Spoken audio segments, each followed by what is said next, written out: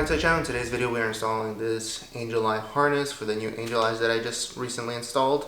So the car is back from paint. They installed the headlights, so I finally had the chance to install the harness and we can finally see what the Angel Eyes will look lit up on the car.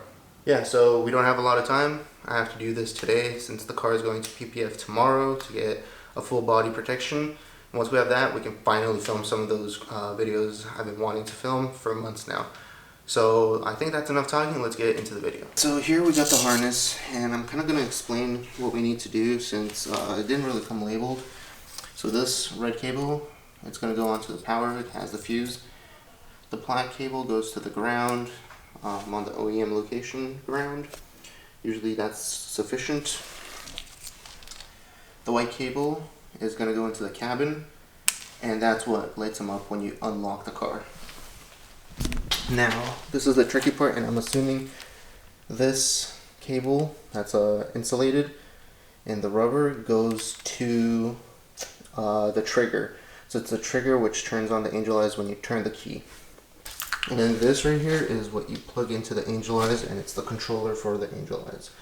So with what I have, we do also have the option to have the Angel Eyes light up, and then also have some switchback LEDs installed as well. So that's the option of the harness I have right now, but we're just going to do the Angel Eyes for now because that's the look I'm trying to go for. I've taken off the old harness from the car, and now I've been prepping the new harness for installation. So I've fed the white cable through the grommet that goes through the firewall into the cabin. So we've done that preparation, and then I've mapped out where this whole harness goes, so which side goes to which. And what we're going to do is, I've taken the cover off right here. There's a cover that covers this side of the positive terminal. So we're going to unscrew this bolt, and then we're going to add the red cable here. We're going to add the relay and the ground to this stud. And then right down here is where we're going to feed the white cable to the cabin. So that way when we're unlocking and locking the car, we have fade on and fade off Angel Eyes. Then we're going to feed the cable across. And then we're going to put in the trigger into this cable, the red and yellow cable with the white stripe in it. So that's where the trigger goes. And then we're going to lay down the harness this way to the Angel Eyes. And that's pretty much all we have to do.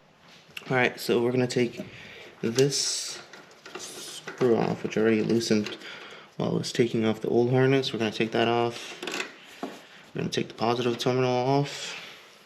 The red wire, and we're going to put it on top right here. We're going to feed the white cable down underneath all this mess. Gotta clean up the wiring for the E45 flex fuel kit, so that's going to be coming up soon. So what we're going to do is take the relay, take the ground terminal, and we're gonna install these two right.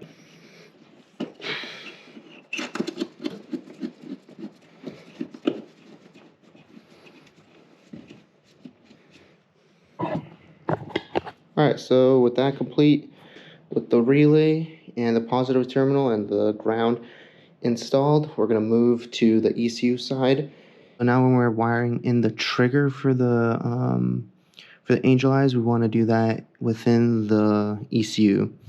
So the wire you're going to crimp into or splice into is this yellow and red with the white stripe on it. That is the wire you want to splice into. What we're going to do is undo the cap to expose the pin. We're going to plug the pin into the wire. We're going to place the cap on top, and then we're going to start screwing in. So now that we've spliced into the ECU, into the trigger for the Angel Eyes, we're going to plug in the Angel Eyes, and I'll show you the driver's side since there's more space. So we're taking these connectors that we pulled through the headlight, and all you have to do is just push them in. Now that we've done this, we're gonna go inside the cabin and wire up the cabin light, so that way we have a fade in, fade out function. And after that, we can start up the car and see what the lights will look like. So when it comes to the cabin, we're gonna pop off the cabin light, meaning we're gonna pop off the footwell light right here underneath the glove box. So the wire you want to crimp onto, if you've never done this before, is the red and blue wire. So not the brown one, but the red and blue. All right. Oh, and I think I feel it. All right, there we go.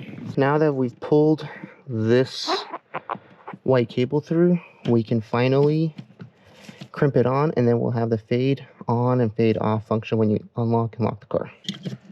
We're gonna put this cover on in the approximate location where we had the crimp previously, and then you just screw this on, and then pretty much just screw it on until you can't anymore. Now that we've done all of this, let's go see what the angel eyes look like, see if the fade on fade off function works before we put anything back together, and we'll see if the angel eyes work, and if everything works properly, we can clean up the wiring.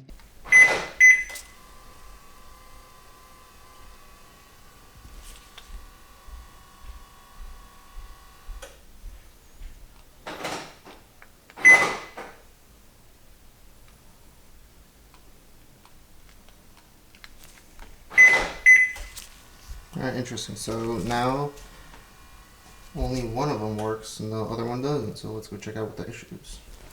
Alright, yeah, so the fade on, fade off function works. So unlock the car, unlock the car, they go on. We had an issue with the passenger side. So I put the key in to start the car, and then this just exploded. There was a huge puff of smoke, pretty loud explosion. Don't know what happened. So I'm not sure what exactly happened, but the left side did not want to turn on, so I don't know if it's shorted somehow. Yeah, and it looks like everything's working fine now, but we have that issue that something went bad. So I'm gonna contact Avgruppe. They're really good with their customer service, so we'll see what we can do, if I just order a new one or what'll happen, and maybe you can tell me the exact reason as to why that exploded, so I can prevent it when I get the new harness. Yeah, so I unplugged it there. The connector's here. That works. So let me just turn on the car so we can get some footage of what it looks like when the lights are running, and then I gotta reassemble the car, put on the ECU cover, so that way we can go take the car tomorrow for the PPF.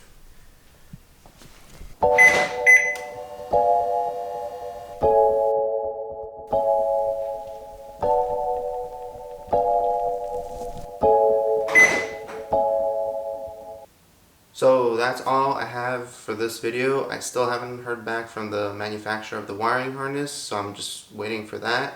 I'll give you guys an update as to what went down with the harness or something else, and let you guys know what to do and what not to do. Hopefully by the time I get my car back from PPF, I'll have a new harness and I can wire it back up and enjoy the car properly. As always, make sure to like, comment, and subscribe, and I'll catch you guys in the next one.